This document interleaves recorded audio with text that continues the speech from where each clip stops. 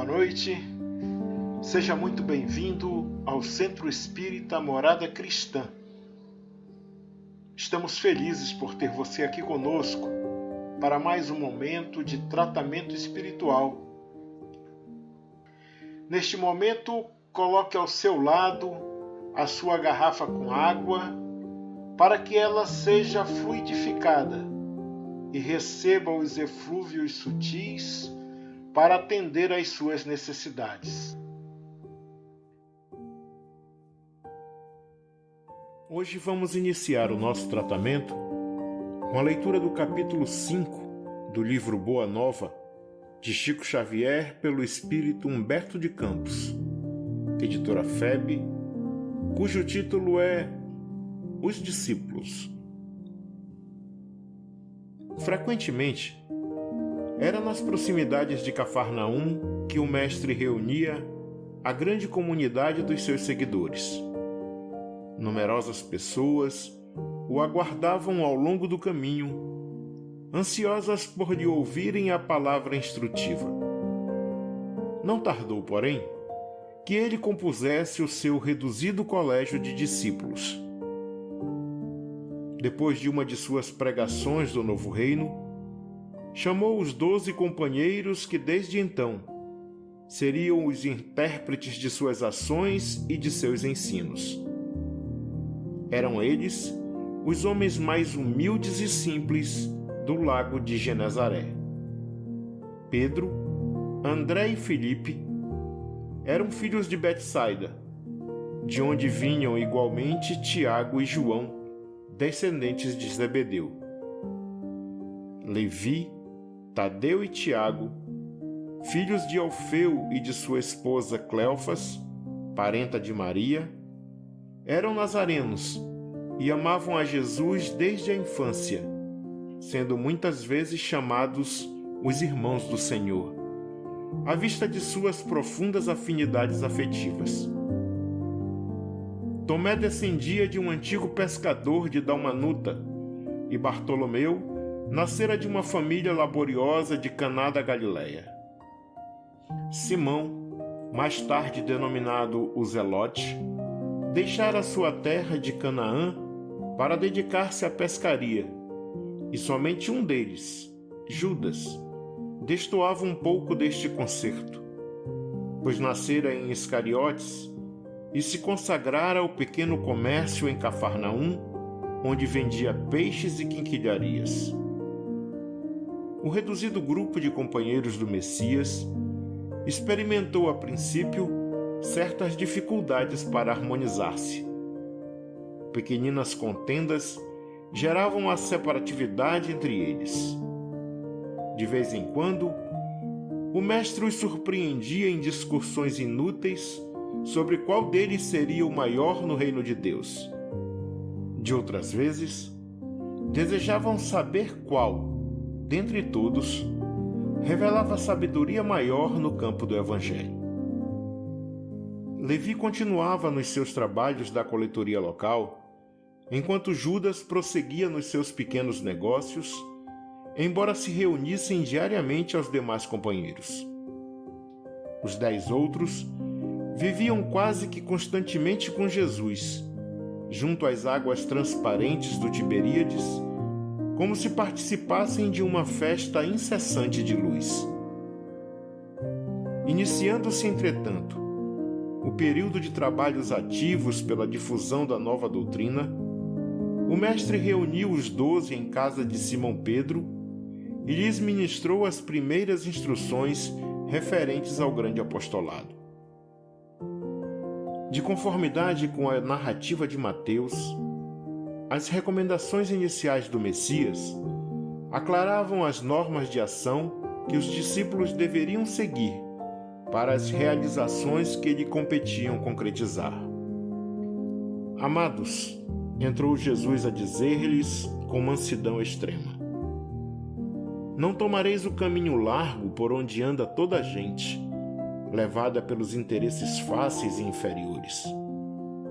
Buscareis a estrada escabrosa e estreita dos sacrifícios pelo bem de todos. Também não penetrareis nos centros de discussões estéreis, à moda dos samaritanos, nos das contendas que nada aproveitam as edificações do verdadeiro reino nos corações com sincero esforço. E diantes em busca das ovelhas perdidas da casa de nosso Pai, que se encontram em aflição e voluntariamente desterradas de seu divino amor. Reuni convosco todos os que se encontram de coração angustiados, e dizei-lhes de minha parte que é chegado o reino de Deus. Trabalhai em curar os enfermos, limpar os leprosos, ressuscitar os que estão mortos nas sombras do crime ou das desilusões ingratas do mundo. Esclarecei todos os espíritos que se encontram em trevas, dando de graça o que de graça vos é concedido. Não exibais ouro ou prata em vossas vestimentas, porque o reino do céu reserva os mais belos tesouros para os simples. Não ajunteis o supérfluo em alforjes, túnicas ou alpercatas para o caminho, porque digno é o operário do seu sustento. Em qualquer cidade ou aldeia onde entrardes, buscai saber quem deseja aí os bens do céu com sinceridade e devotamento a Deus, e reparti as bênçãos do Evangelho com os que sejam dignos, até que vos retireis. Quando penetrardes em alguma casa, saudai-a com amor. Se essa casa merecer as bênçãos de vossa dedicação, desça sobre ela a vossa paz. Se, porém, não for digna, torne essa mesma paz aos vossos corações. Se ninguém vos receber, nem desejar ouvir as vossas instruções, retirai-vos sacudindo o pó de vossos pés, isto é, sem conservardes nenhum rancor e sem vos contaminardes da alheia iniquidade. Em verdade vos digo que dia virá em que menos rigor haverá para os grandes pecadores do que para quantos procuram a Deus com os lábios da falsa crença, sem a sinceridade do coração. É por essa razão que vos envio como ovelhas ao antro dos lobos, recomendando-vos a simplicidade das pombas e a prudência das serpentes. Acautelai-vos, pois, dos homens, nossos irmãos, porque sereis entregues aos seus tribunais e sereis açoitados nos seus templos suntuosos, de onde está exilada a ideia de Deus. Sereis conduzidos como réus à presença de governadores e reis, de tiranos e descrentes, a fim de testemunhardes a minha causa. No entanto, nos dias dolorosos da humilhação, não vos dê cuidado com a vez de falar, porque minha palavra estará convosco, e sereis inspirados quanto ao que houverdes de dizer. Porque não somos nós que falamos, o Espírito amoroso de nosso Pai é que fala em todos nós. Nesses dias de sombra, em que se lutará no mundo por meu nome, o irmão entregará à morte o próprio irmão, o pai os filhos, espalhando-se nos caminhos o rastro sinistro dos lobos da iniquidade.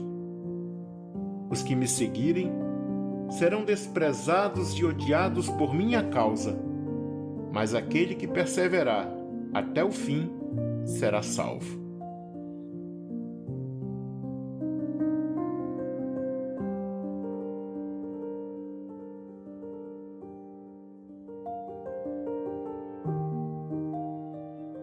Quando, pois, fordes perseguidos numa cidade, transportai-vos para outra, porque em verdade vos afirmo que jamais estareis nos caminhos humanos sem que vos acompanhe o meu pensamento.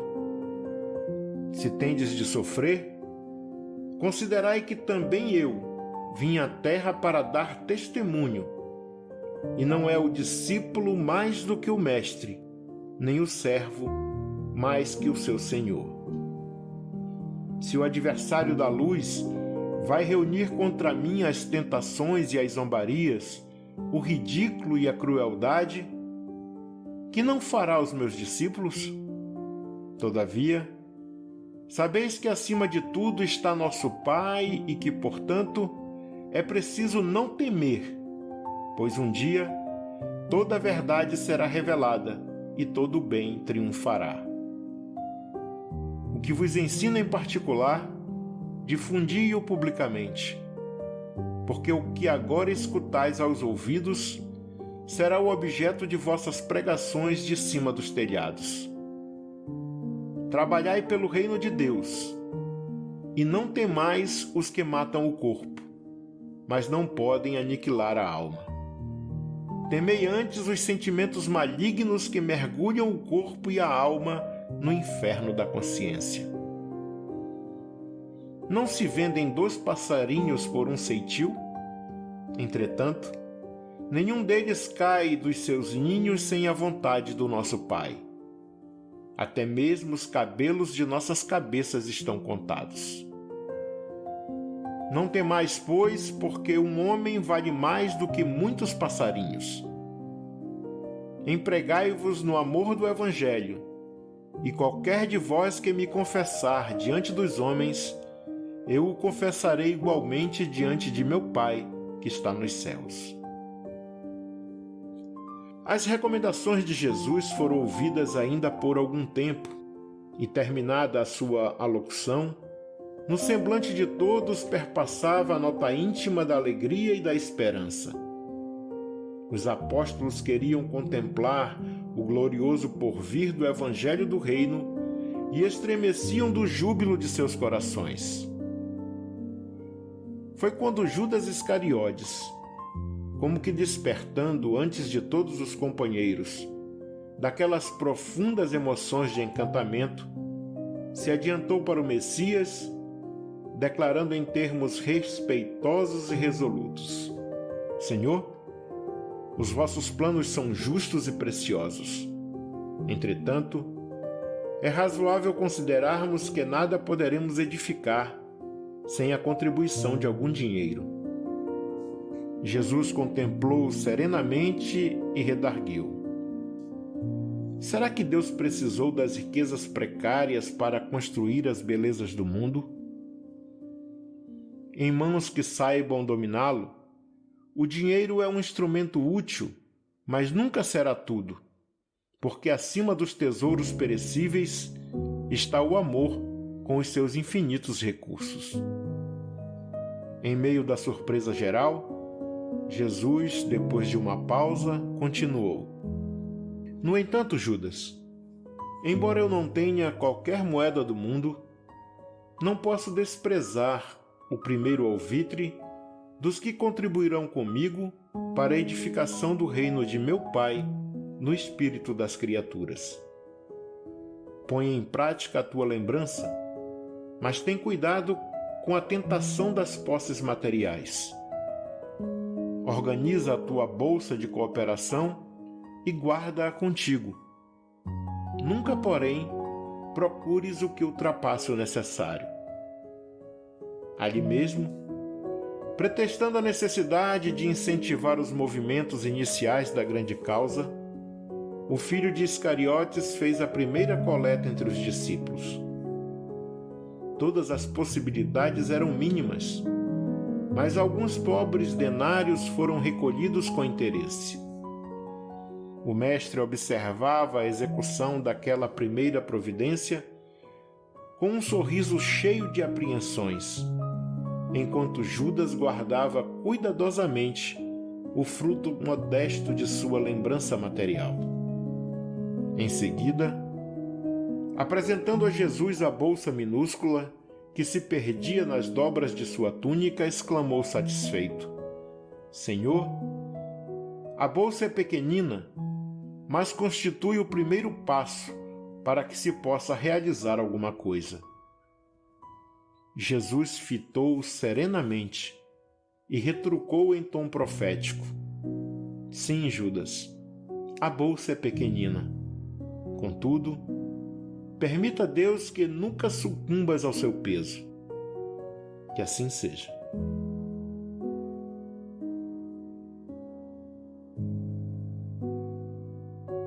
Depois dessa belíssima passagem da vida de Jesus, vamos silenciar as nossas mentes e, com a atenção voltada para nosso Mestre querido, vamos fazer a prece do servidor, de Emmanuel, contida no livro A Luz da Oração, de Francisco Cândido Xavier, por Espíritos Diversos, editora Clarim, que diz: Senhor, ensina-nos a trilhar a luminosa estrada do auxílio. Dá-nos força para destruir a pesada fortaleza de nossos próprios erros. Coragem para abrir o caminho da libertação de nós mesmos. E recurso para desobstruir o coração em favor dos nossos semelhantes, entregando-lhes, enfim, os tesouros de amor que nos confiaste.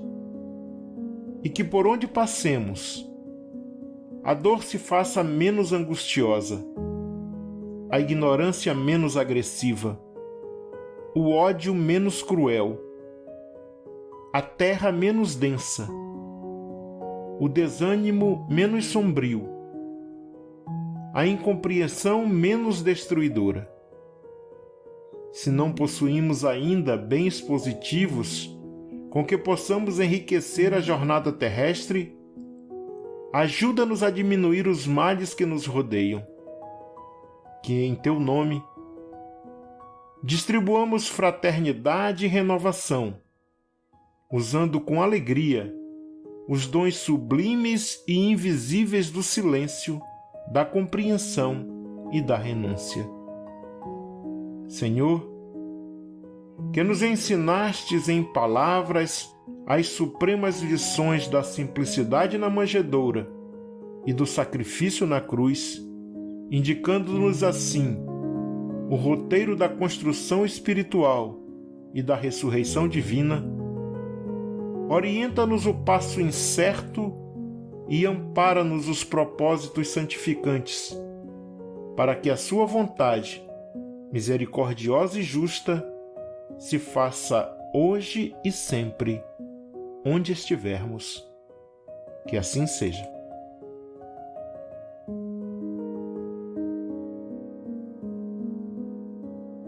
Agora, meus irmãos, vamos nos recolher em prece, agradecendo a Deus por nossas vidas e pedindo os recursos necessários para nos tornarmos verdadeiros cristãos. Este é um momento de prece e reflexão sobre a passagem evangélica que foi lida e quais mudanças devemos operar em nós mesmos para nos tornarmos autênticos discípulos do Cristo. A partir de agora, você que está nos ouvindo deverá fazer suas preces em seu favor, em favor de sua família e em favor de todos aqueles que você se comprometeu em auxiliar com suas preces e vibrações positivas. Utilize todos os recursos postos à sua disposição neste momento para se harmonizar consigo mesmo, com o próximo e com Deus. Entregue-se ao exercício da oração sincera e aos desígnios divinos, enquanto essa música suave embala suas orações. Não tenha pressa. Acaso você termine suas preces antes do fim do momento de harmonização, continue desfrutando dessa melodia terna e delicada que nos inspira os melhores sentimentos.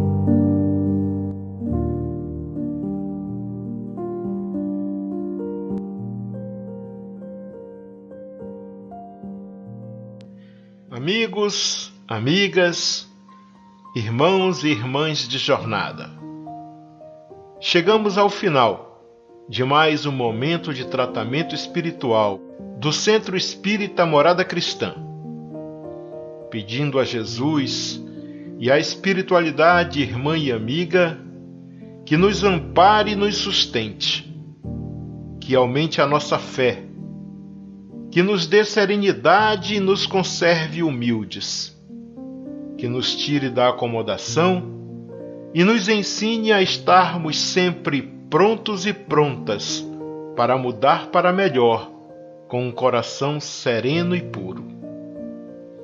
Nos vemos na próxima segunda-feira, se assim Deus permitir. E que nessa semana de trabalho e estudo possamos espalhar amor, paz, luz e praticar a caridade, porque, como sabemos, fora da caridade não há salvação. Fiquem todos e todas com o amor de Deus. Um abraço fraterno e até segunda.